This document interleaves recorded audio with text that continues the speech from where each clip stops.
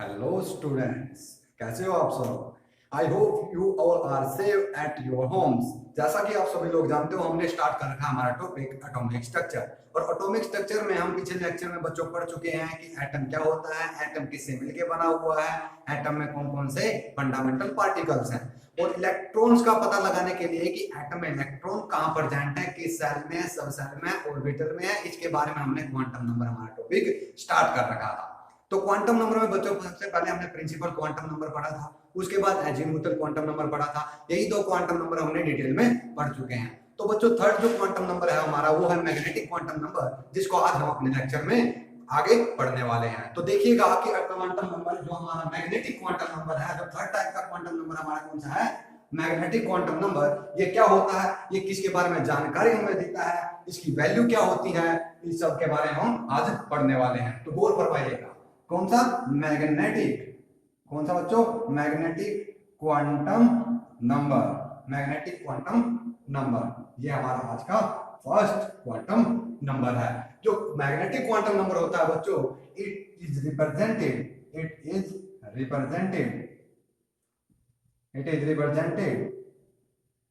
Bye M L. ये इसकी बच्चों रिप्रेजेंटेशन है। और ये इसके बारे में बताता है बच्चों, it tells us about orbitals. किसके बारे में बच्चों, it tells us about orbitals. अगर हम इसको डीपली स्टडी करें तो ये बताता है ओरिएंटेशन। क्या बताता है, ओरिएंटेशन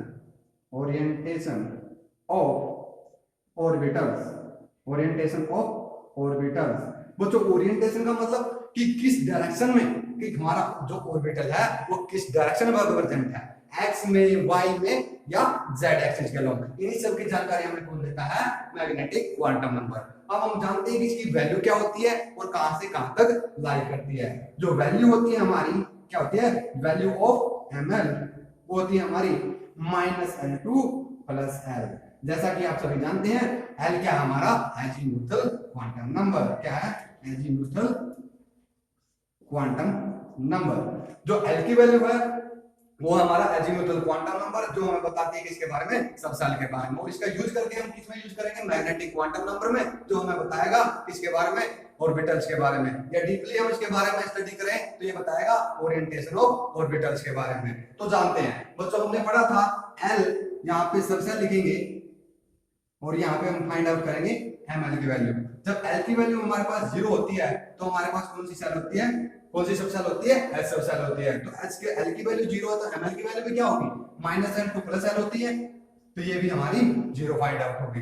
अब हम लेते हैं 1, जब L की वैल्यू 1 है तो सब सेल होती है हमारी P, और P के लिए L की वैल्यू 1 है तो ml की वैल्यू -12 + 1 लाई करेगी, यानी -1 0 और +1। यानी हमारे पास कितने ऑर्बिटल निकल गया है बच्चों, 3 ऑर्बिटल हमारे पास निकल गया है, -1 0 और +1। अगर हम इसको ड्रा करें तो हमारे पास क्या होगा, ये p सब सेल है, p सब सेल के हमारे पास 3 ऑर्बिटल है, यानी px, py और pz।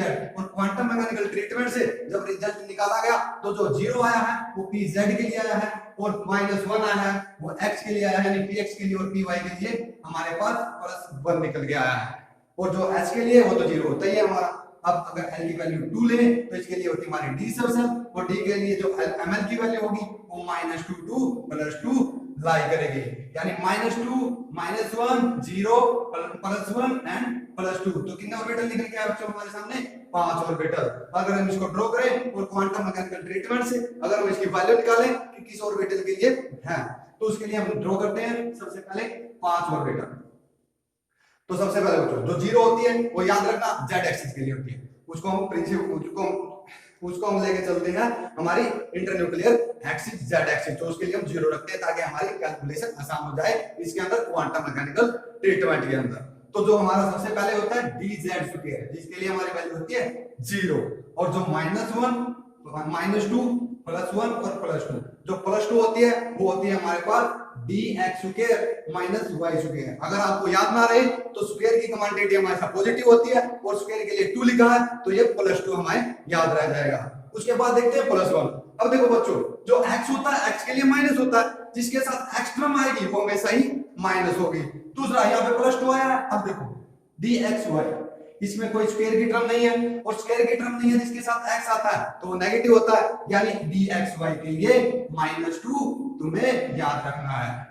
उसके बाद ये -1 है, यानी जिसके साथ x आएगा उसके साथ -1 रहेगा, यानी x किसके साथ dxz और dyz हमारे पास बचा हुआ है। जिसके साथ x आता है वो माइनस में होता है, यानी dxz क्या हो गया हमारा -1 हो गया।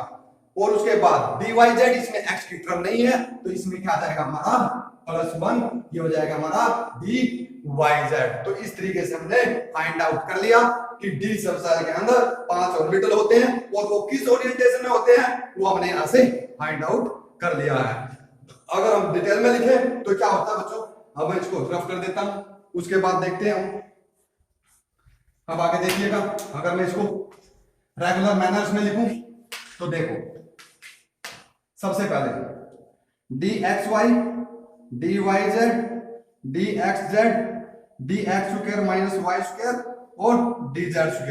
अगर मैं यहाँ पे ml की वैल्यू लिखता हूँ, dxy के लिए होती है बच्चों -1, dyz के लिए +1, dxz के लिए क्या होती है बच्चों dyz dxy के लिए होती है -2, क्योंकि xy है स्क्वायर की टर्म में नहीं है, x की क्वांटिटी माइनस होती है तो dxy बच्चों -2 होता है, dyz +1 होता है, dxz क्या होता है -1 होता है, और dx² -y², क्योंकि ये स्क्वायर की क्वांटिटी है, याद रखने के लिए हम याद रखेंगे कि स्क्वायर है तो 2 है, और कोई भी क्वांटिटी का स्क्वायर पॉजिटिव होता है तो ये होता है हमारा +2, और यहाँ पे dz² है वो हमेशा ही 0 होता है। तो ये ml की वैल्यू निकल के आई है बच्चों, ये किस एक्सिस के अलोंग है, कौन सा ऑर्बिटल है, ये सारा हमारा क्वांटम मैकेनिकल ट्रीटमेंट है, तो जो हमने फाइंड आउट कर लिया है। अब हम देखते हैं बच्चों क्वांटम जो क्वांटम नंबर हमने स्टार्ट किए थे उसमें हमारा मैग्नेटिक क्वांटम नंबर था, जिसने हमें बताया इसके बारे में, ऑर्बिटल्स के बारे में और ऑर्बिटल्स की ओरिएंटेशन के बारे में। ओरिएंटेशन से मेन कि किस एक्सिस के अलोंग हमारे ऑर्बिटल प्रेजेंट हैं, एक्स एक्सिस, वाई एक्सिस या जेड एक्सिस। और फिर क्वांटम मैकेनिकल ट्रीटमेंट से, क्वांटम मैकेनिकल कैलकुलेशन से हमने ml की वैल्यू फाइंड आउट कर ली, और किस ऑर्बिटल की कौन सी होती है वो हमने यहां से लिख लिया है। ये था हमारा कौन सा मैग्नेटिक क्वांटम नंबर बच्चों। अब इस पे कुछ क्वेश्चन भी हो सकते हैं, कुछ क्वेश्चन यहां से तुम्हें पूछे जा सकते हैं, तो गौर फरमाइएगा। फाइंड आउट, जो फर्स्ट क्वेश्चन यहां से बनता है बच्चों, find out all values of ml, यानी magnetic quantum number if l = 1। जब हमारे पास L की वैल्यू 1 है उस दौरान हमें क्या निकालना है, मैग्नेटिक क्वांटम नंबर की पॉसिबल वैल्यू। तो बच्चों हमने पढ़ा है, अभी हमने पढ़ा है कि जो ml की वैल्यू होती है वो -L2 + L होती है, यानी L की वैल्यू हमें गिवन है, यानी ml की वैल्यू कहां से कहां तक, ये एक रेंज है, -1 to +1 लाई करेगी। अगर मैं बात करूं -1 और +1 के बीच की वैल्यू की, -1 0 और +1, तो यहां से हमें पता चल गया कि हमारे पास कितने, हमारे पास ml की जो वैल्यू है वो -1 हो सकती है, 0 हो सकती है और +1 हो सकती है। बच्चों ये क्या बताता है, ओरिएंटेशन ऑफ ऑर्बिटल के बारे में, यानी L की वैल्यू 1 है तो हमने पिछले लेक्चर में पढ़ा है, तो ये कौन सी सबसेल होगी, p सबसेल होगी, और p सबसेल के अंदर बच्चों कितने ऑर्बिटल होंगे, यानी 3 ऑर्बिटल होंगे जिनकी वैल्यू -1 0 और +1 होगी। तो अगर मैं इसको ड्रा करूं, रिप्रेजेंट करूं कि ओरिएंटेशन क्या है, किस एक्सिस के अलोंग कौन सा ऑर्बिटल प्रेजेंट है, वो इन वैल्यू से शो किया जाता है, जो किससे आती है बच्चों, क्वांटम मैकेनिकल ट्रीटमेंट से। अगर मैं -1 0 +1 करूं तो z की जो टर्म होती है वो हमेशा 0 की आएगी, जो कैलकुलेशन से हमें फाइंड आउट हो गया, ये एक्सपेरिमेंटल डाटा है बच्चों। तो ये क्या हो गया हमारा pz हो गया, जो -1 है वो x एक्सिस के लिए होगा, यानी ये px हो गया, और जो प्लस है वो किसके लिए होगा, y के लिए, तो ये py ऑर्बिटल हो गया। तो बच्चों यहां तक तुम्हें आशा करता हूं समझ में आया होगा। अब आगे देखते हैं और क्या पॉसिबिलिटी हो सकती है, कौन से क्वेश्चन यहां से पूछे जा सकते हैं। तो सेकंड क्वेश्चन यहां से लेते हैं कि विच ऑफ द फॉलोइंग, तो देखिएगा, तो यहां से देखिएगा सेकंड क्वेश्चन हम लेके चलते हैं। सेकंड क्वेश्चन हमारा, जो सेकंड क्वेश्चन हम देखेंगे, find out the orbital in which the electron the electron present if ml is equal to 0। अब बच्चों जब ml 0 होगा तो इसके लिए पॉसिबिलिटी हो सकती है कि 0 कब कब हो सकता है, 0 कब कब हो सकता है बच्चों, 0 तो वैल्यू सभी में फाइंड आउट कर सकते हैं हम। 0 अगर हम लिखेंगे, अगर हमारे पास l की वैल्यू 0 है तो ml की वैल्यू भी क्या आएगी बच्चों, 0 आएगी, क्योंकि -l2 प्लस l इसकी वैल्यू लाई करती है। अगर मैं l की वैल्यू 1 लूं तो इसके बीच में भी 0 लाई करेगा, यानी यहाँ पे ml यहाँ पे भी 0 होगा, क्योंकि इसके लिए l की वैल्यू 1 के लिए भी 0 वैल्यू आ सकती है, और l की वैल्यू जब 2 होगी तो इसके लिए भी ml 0 आ सकता है, क्योंकि -2 प्लस 2 के बीच में 0 लाई करता है। इसी तरीके से यहाँ पे -1 2 प्लस 1 के बीच में भी 0 लाई करता है। उसी तरीके से l की वैल्यू अगर हम 3 ले, यहाँ पे -3 2 प्लस 3 के बीच में भी 0 लाई करता है। इस तरीके से हम क्या फाइंड आउट कर सकते हैं, तो इस क्वेश्चन में हम फाइंड क्या कर सकते हैं, क्या कह सकते हैं कि सभी के लिए क्या होगा, ml जब 0 होगा तो उसमें ऑर्बिटल क्या हो सकता है, कौन कौन से सबसेल हो सकती है, s भी हो सकती है, p भी हो सकती है, t हो सकती है, f हो सकती है और g भी हो सकती है। जब l हमारा 4 होगा तो सभी में इसमें इलेक्ट्रॉन प्रेजेंट होगा, तो हम ml 0 के लिए बहुत सारे सबसेल फाइंड आउट कर सकते हैं। एग्जैक्ट हम नहीं निकाल सकते क्योंकि इसमें सभी में वैल्यू 0 तो लाई करेगी। तो एक डाटा इंसफिशिएंट क्वेश्चन था, तो इसमें पूछा जा सकता था कि जो हमारा ml है तो किस ऑर्बिटल में होगा, तो हम कह सकते हैं कि s में भी हो सकता है, p में भी हो सकता है, d में भी हो सकता है, f में भी हो सकता है, g में भी हो सकता है। जी आप फिलहाल एग्जिस्ट नहीं कर रही है तो हम f तक पढ़ते हैं, तो किसी में भी इलेक्ट्रॉन प्रेजेंट हो सकता है। तो इसका आंसर मल्टीपल चॉइस हो सकता है, s में भी हो सकता है, p में भी हो सकता है, d में भी हो सकता है, f में भी हो सकता है। तो ये हमारा आंसर था। तो जो फोर्थ क्वांटम नंबर है बच्चों, वो हमारा बचता है क्या, स्पिन क्वांटम नंबर। तो पढ़िएगा, अब हम देखते हैं हमारा फोर्थ क्वांटम नंबर वो क्या है हमारा। तो फोर्थ क्वांटम नंबर बच्चों हमारा है, वो है हमारा spin quantum number. Spin quantum number, spin quantum number, spin quantum number. तो स्पिन क्वांटम नंबर है बच्चों, उसके लिए हम देखते हैं spin quantum number. It is represented by M S. इसको किससे, M small capital M small S से इसको डिनोट किया जाता है। It tells us about rotation of electron around its axis. ये क्या बताता है बच्चों, रोटेशन ऑफ इलेक्ट्रॉन। जब इलेक्ट्रॉन न्यूक्लियस के अराउंड रिवॉल्व करता है, जब इलेक्ट्रॉन न्यूक्लियस के अराउंड रिवॉल्व करता है तो ये अपनी एक्सिस के अराउंड भी क्या करता है, रिवॉल्व करता है। अगर मैं यहाँ पे एक इमेजिनरी एक्सिस ड्रॉ करूं तो यहाँ पे इलेक्ट्रॉन क्या करता है, या तो क्लॉकवाइज रोटेट कर सकता है, या तो क्लॉकवाइज रोटेट करेगा या एंटी क्लॉकवाइज रोटेट करेगा। अगर मैं बच्चों बात करूं, अगर इलेक्ट्रॉन क्या करता है हमारा, if electron revolves clockwise, if electron revolves clockwise, जो ms की वैल्यू होगी, हमारी वो क्या होगी बच्चों, जो ms की वैल्यू होगी वो होगी हमारी +12। अब बच्चों ये +12 भी ले सकते हैं, ये नहीं है कि हम क्या करेंगे कि अगर क्लॉकवाइज घूम रहा है तो +12 उसको लेके चलेंगे, -12 भी ले सकते हैं। अगर यहाँ पे -12 लिया तो अपोजिट क्या हो जाएगी, +12 हो जाएगी। लेकिन स्टैंडर्ड बुक के अकॉर्डिंग अगर electron revolves clockwise around its axis then ms value is +12। और इसको रिप्रेजेंट कैसे किया जाता है बच्चों, या तो इसको रिप्रेजेंट ऐसे कर सकते हो, अदरवाइज तुम इसको रिप्रेजेंट ऐसे कर सकते हो। This notation shows electron revolves around its axis clockwise. अब if electrons revolves anti-clockwise, तो जो ms की वैल्यू होगी बच्चों, वो ms की वैल्यू जो होगी वो होगी हमारी -12। और इसकी रिप्रेजेंटेशन जो होगी उसको हम ऐसे रिप्रेजेंट कर सकते हैं, डाउन एरो या ये वाला एरो, कोई सा भी तुम यूज कर सकते हो। This indication shows that electrons revolves around its axis in anti clockwise manner. तो ये हमारे 4 क्वांटम नंबर थे बच्चों। अब जो हम क्वांटम नंबर पढ़ चुके हैं, अब हमें पता चल चुका है कि इलेक्ट्रॉन किस ऑर्बिटल में प्रेजेंट है और किस सेल में, किस सबसेल में है। अब हम देखेंगे बच्चों फिलिंग ऑफ इलेक्ट्रॉन्स। और फिलिंग ऑफ इलेक्ट्रॉन्स एक अलग टॉपिक है, इसका जो नेक्स्ट पार्ट है वो इलेक्ट्रॉनिक कॉन्फ़िगरेशन है। उससे पहले हम मिसलेनियस क्वेश्चन देखेंगे किसके ऊपर, 4 क्वांटम नंबर के ऊपर, जिनको हम अभी डिस्कस करने वाले हैं। तो देखिएगा मिसलेनियस क्वेश्चन या न्यूमेरिकल्स ऑन 4 क्वांटम नंबर।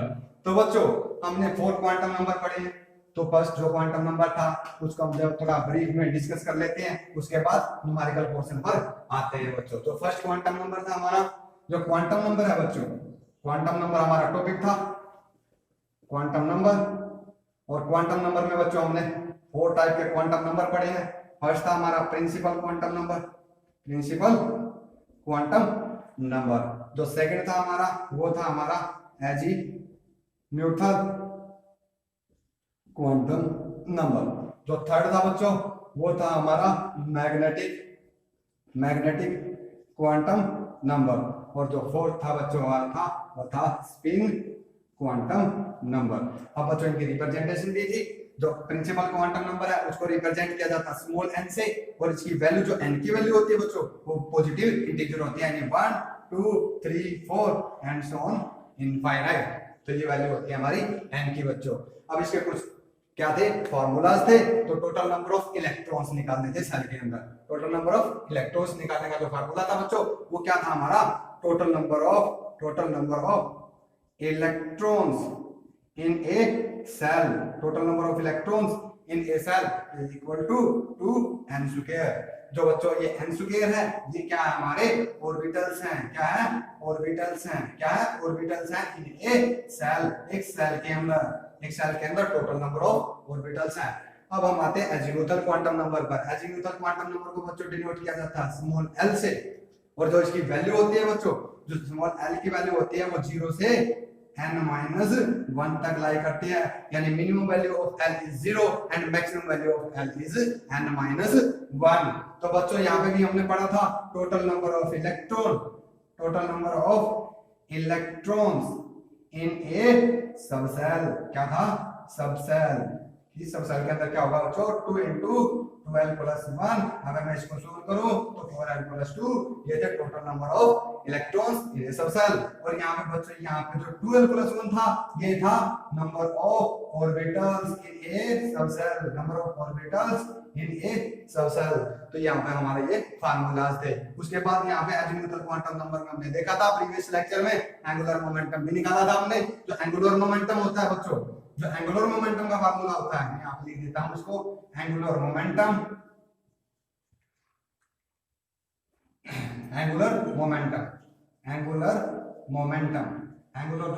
का फार्मूला है बच्चों वो था हमारा √L into L plus 1 h upon 2 pi। यहाँ से हम एंगुलर मोमेंटम भी निकाल सकते हैं by using azimuthal quantum number. और यहाँ पे जो मैग्नेटिक क्वांटम नंबर था बच्चों इसको हम रिप्रेजेंट करते हैं ml से। तो ये होगा हमारा क्या, ये ml मिलीलीटर वाला नहीं है, ये m के नीचे l है, यानी m for magnetic quantum number. तो मैग्नेटिक जो क्वांटम नंबर होता है इसकी जो वैल्यू है बच्चों, ml की वैल्यू है जो -L2 प्लस L लाई करती है। और जो हमारा लास्ट जो बचता था स्पिन क्वांटम नंबर, इसको हम डिनोट करते हैं ms से। और इसकी दो ही वैल्यू हो सकती है, इलेक्ट्रॉन अपनी एक्सिस के ओर या तो क्लॉकवाइज रोटेट कर सकता है या एंटी क्लॉकवाइज रोटेट कर सकता है। या तो ms की वैल्यू -½ होगी या +½ होगी। जो मैंने पढ़ा है बच्चों, जो हमने पढ़ा है -½ कब होगी, जब एंटी क्लॉकवाइज रोटेट करेगा, और +½ कब होगी, जब क्लॉकवाइज रोटेट करेगा। अब हम देख लेते हैं बच्चों प्रिंसिपल क्वांटम नंबर ने हमें जानकारी किसकी दी थी। ये तो बच्चों के हमारा न्यूमेरिकल पार्ट के लिए हेल्प करेगा। अब जो बेसिक था हमारा, जो प्रिंसिपल क्वांटम नंबर है वो किसके बारे में बताता है बच्चों, जो principal quantum number tells us about shell, कि कौन सी सेल है, या ऑर्बिट और एनर्जी ऑफ ऑर्बिटल